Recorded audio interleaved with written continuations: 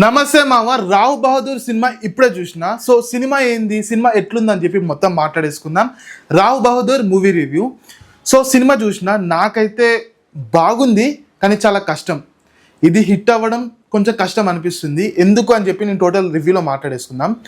So ఇప్పుడైతే Rao Bahadur main ప్లాట్కి వచ్చేద్దాం. So cinema plot ఏంటంటే, ఒక ఊర్లో ఒక మనిషి ఉంటాడు. ఆ మనిషికి ఒకరోజు ఒక చిన్న అనుమానం వస్తుంది. అసలు ఆ అనుమానం ఏంటి, ఆ అనుమానం ఎంత దూరం తీసుకెళ్ళింది అని మీరు సినిమాలో చూసుకోవచ్చు అనమాట. ఒక్క మాట మాత్రం చెప్పగలుగుతా, భలే క్రేజీగా ఇంట్రెస్టింగ్ గా ఉంటుంది సినిమా మాత్రం.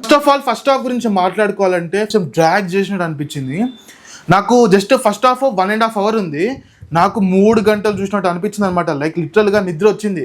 అసలు ఏందిరా బాబు, ఈ సినిమా నాకు నచ్చాలని చాలా అనుకున్నా. ఇట్లుంటే చాలా కష్టం అనుకున్నా.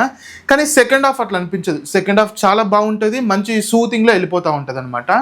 అండ్ సెకండ్ హాఫ్లో కొన్ని ట్విస్ట్లు పడుతూ ఉంటాయి, మీరు నవ్వుకుంటారు అట్లా అని చెప్పి షాక్గా ఫీల్ అవుతారు. భలే మజా వస్తుంది సెకండ్ హాఫ్ మాత్రం.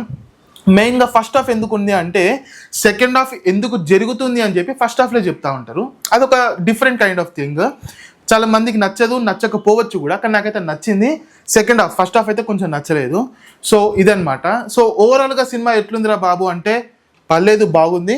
మీకు ఒక ఇంట్రెస్టింగ్ సినిమా కావాలి అంటే చూడండి, ఒక యూనిక్ ఫీలింగ్ అనిపిస్తుంది. కొంచెం అటు ఇటు చెప్తున్నా సరే, ఇది మన చెప్పే పద్ధతి అనమాట, కొంచెం స్క్రాప్ ఉంటుంది. So Rao Bahadur cinema review నాకైతే పర్లేదు, ఓవరాల్గా నచ్చింది.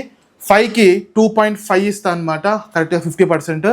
సో మీరు చూసినా మీ ఒపీనియన్ ఏంటో కామెంట్ చేయండి, తెలుసుకుంటా. అండ్ ఇది మన వీడియో.